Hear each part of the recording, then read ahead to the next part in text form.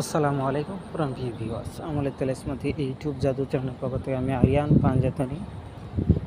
আজ আবারও ফিরে আসলাম আপনাদের মাঝে একটি রিকোয়েস্টের একটি ভিডিও নিয়ে। আমাদের এই তান্ত্রিক জগতেরই এক ভাই, তবে সে আমাদের দেশের না, আসাম বাড়ি। তো ওই ভাইয়ের রিকোয়েস্টে আমি বিদ্যাটি দিলাম। তো সম্পূর্ণ নিয়ম খুলাসা করে দিচ্ছি। বলছে বিদ্যা ইউটিউবে আমি কেন ভিডিও ছাড়ি না। তো আসলে ভিডিও কেন ছাড়ি না, আমার ইউটিউবে ভিডিও ছাড়ার মতন মন মানসিকতা নাই। আর যারা চ্যানেল সাবস্ক্রাইব করে আবার তারাই চ্যানেলকে আনসাবস্ক্রাইব করে চলে যায়। তো এই জন্য দেখে এগুলা দিতে ভালো লাগে না। আর মানুষ এখন বর্তমান জামানায় যারা ইউটিউব জগতে অনলাইন জগতে ভিডিও দেখে তন্ত্রমন্ত্রের বিষয়, তারা কেবল দেখতেছি কুফুরি কালীতন্ত্র, কালীবিদ্যা, কালীমন্ত্র, দেবদানবের কুফুরি শাস্ত্রীয় বিদ্যাগুলা। আর আমি যেসব বিদ্যা দিয়ে থাকি, সব বিদ্যা দিয়ে থাকি মৌলা আলীর ঘরের, আহলে বাইতের ঘরের, পাক পাঞ্জাতনের ঘরে, বারো ইমাম 14 মাসুমের ঘরের বিদ্যা দিয়ে থাকি। সুফিবাদের ভিতরে যে ফকিরি তন্ত্রমন্ত্র যেগুলো আছে, ফকিরি তন্ত্রমন্ত্রগুলো আছে, এগুলো কম বেশ দিয়ে থাকি। আর বেশিরভাগই দিয়ে থাকি আহলে বাইতের আমলের উপর বিদ্যা, খিজিরি আলাইহিস সালামের আমলের উপর বিদ্যা, 12 ইমাম 14 মাসুমের ঘরের বিদ্যা, পাক পাঞ্জাতনের ঘরের বিদ্যা। তো কাজেই আমি ওইসব বিদ্যা দিতে পারি না। তো আজ আপনাদের মাঝে যে বিষয়টা আমি দিয়েছি, সচরাচর এই রকম তেলেসমাত আপনারা পাবেন না। তো আজকে যে টপিকসটি নিয়ে আলোচনা করতেছি সেটি হচ্ছে বিচ্ছেদ।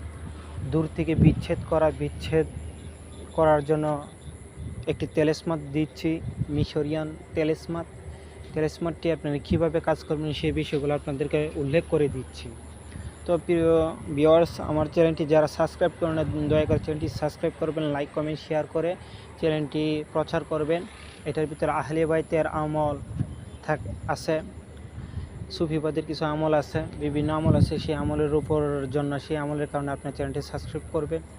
যারা ফকিরি জগতে আছেন, আলহামদুলিল্লাহ গ্রুপে আছেন, চিস্তিয়া তরিকা, নকশবন্দি মুজাদ্দিদ, সকল তরিকা ভাইবোনদেরকে আমি বিশেষভাবে অনুরোধ করব আমার চ্যানেলটি আপনারা প্রচার করবেন। কারণ যারা তরিকতে যারা আছে তাদের জন্য যাতে অন্ততপক্ষে উপকার হয় সে বিষয়ের জন্য। তো আজকে যে বিদ্যাটি নিয়ে এসেছি, সেই বিদ্যাটি কীভাবে কাজ করবেন, তেলেসমাটি আপনারা স্ক্রিনে দেখতে পারবেন এখন। তো বন্ধুগণ, স্ক্রিনে দেখতেছেন আমার যে তেলেসমাটি কাজ করতে গেলে বিচ্ছেদের জন্য আপনাকে কাফনের উপরে তেলেসমাটি অঙ্কন করতে হবে।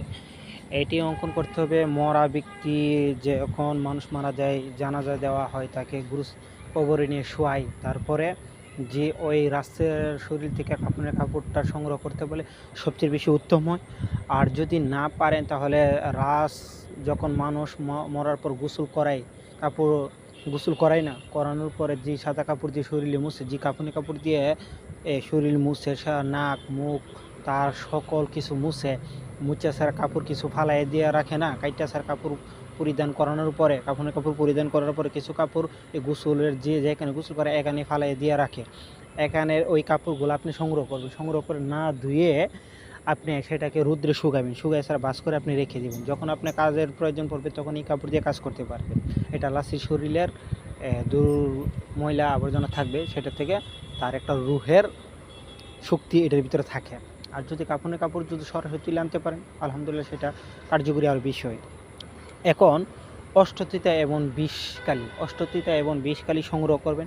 করার পর আপনি এই অষ্টতিতা এই বিষকালি দিয়েছে 3টি তাবিজ আপনাকে অঙ্কন করতে হবে। 3টি তাবিজ অঙ্কন করতে হবে। কীভাবে করবেন? 3টি তাবিজ আপনাকে অঙ্কন করতে হবে 3টি তাবিজ, এবং 3টি তাবিজের নিচে লিখবেন অমুকের কন্যা অমুক, অমুকের পুত্র অমুকের সঙ্গে অতি সত্বরে অতি শীঘ্রই হে এই নকশার তেলেসমাতি মোয়াক্কেলগণ অতি তাড়াতাড়ি আমারই কাজ করে দিন। তারপরে এটা নিচে আবার লিখবেন আল আজা। এই 3টি শব্দ লিখে দিবেন আরবিতে, আল আজা। 3টি শব্দ আরবিতে লিখে দিবেন। দ্রুত কাজ হবে, দ্রুত। তারপর 3টি তেলেসমাত লেখার পরে এটাকে আপনি কালো সুতা দিয়ে শুকানোর পরবর্তীতে কালো সুতা দিয়ে পেঁচাবেন। কালো সুতা দিয়ে পেঁচিয়ে কালো কাপড় দিয়ে আবার বেষ্টনী করবেন, মানে পেঁচাবেন। পেঁচে আবার কালো সুতো দিয়ে এটা পেঁচাবেন। পেঁচায় সেরা আপনি একটি তেলেসমাত পুরাতন কবরে অথবা দুর্ঘটনাজনিত যে কোনো কবর আছে ওই কবরের মধ্যে পুঁতে দিবেন একটি তেলেসমাত। সেটা পুঁতে দিতে হবে সর্বনিম্ন 1 হাত অথবা 1.5 হাত, এবং বাম হাতে সেটা পুঁতে দিবেন। বাম হাতে পুঁতে দিয়ে আপনি বাম পায়ে মাটি দিয়ে আসবেন, হাত দিয়ে মাটি দিতে পারবেন না। আমরা কবরে তাবিজ পুঁতার কারণে আমরা কাজ না হওয়ার কারণ সেটা কিছু নিয়ম কারণ জানি না, সেটা 1 থেকে 100 হাত গর্ত করতে হবে। তারপর সেটা বাম হাতে তাবিজটা রাখবেন এবং রাখার সময় সেটা উদ্দেশ্য বলে দিবেন 3 বার, হুকুম দিবেন এই কবর বা সেই কবরের রুহু আপনি আমার এই কাজকে অতি সত্ত্বই করে দিন, অতি সক্রিয় করে দিন, তাড়াতাড়ি করে দিন, তাড়াতাড়ি আমি আপনাকে এমুক ভোগ প্রদান করব আমার কাজ সম্পাদন হওয়ার পর। তারপর ওই কবরেই আপনি এই ভোগটা দিয়ে আসবেন আপনার কাজ সম্পাদন হওয়ার পরে। আর যদি পারেন আগে দিতে পারেন সেটা আরও উত্তম হয়। তারপর সেটা কবরে দিয়ে আপনি বাম পায়ে মাটি দিয়ে আসবেন, দিয়ে স্যার আপনি 3টা থাপ্পড় দিয়ে আসবেন কবরে বাম হাতে, যত জোরে দিতে পারেন আপনার ইচ্ছা। তারপর দ্বিতীয় যে নকশাটি থাকবে সেই নকশাটি আপনি এই সুতা দিয়ে কালো কাপড় পেস্টন করে সুতা দিয়ে পেঁচিয়ে আপনি নিম গাছের ডালের মধ্যে বেঁধে দিবেন, নিম গাছের ডালের মধ্যে বেঁধে দিবেন, এমনভাবে বাঁধবেন যাতে সেটা বাতাসে নড়াচড়া করে, ঠিক আছে, ওইভাবে বেঁধে দিবেন। আর আরেকটি যে তেলেসমাত থাকবে সেই তেলেসমাতটি আপনি তার বাড়ির উঠানে অথবা চলাফেরার রাস্তায় সেটা আপনাকে পুঁতে দিতে হবে, বাড়ির উঠানে অথবা চলাফেরার রাস্তায় আপনাকে পুঁতে দিতে হবে। কীভাবে দেবেন সেটা আপনি জানেন, ঠিক আছে। এখন আপনি বলতে পারেন ভাই আমি তো দূর থেকে কাজ করতে চাচ্ছি, এখন আমি তো তার বাড়িতে যেতে পারবো না, দিতে পারবো না, কী করবেন? হ্যাঁ, সেটার জন্য আপনাকে সেটা কাজ করতে হবে শ্মশানে দেবেন। সেটা দক্ষিণ মুখ হয়ে আপনি শ্মশানে পুঁতে দিতে হবে, দক্ষিণ মুখ হয়ে শ্মশানে আপনি পুঁতে দিবেন, তাহলে সেটা কাজ হবে। কিন্তু সেটার সাথে আপনাকে সরিষা দানা দিয়ে দিতে হবে, সরিষা দানা দিয়ে দিতে হবে সূরা কাউসার 1100 বার পাঠ করে, ঠিক আছে। আগে বেছে তাদের উদ্দেশ্য বলে নিতে হবে।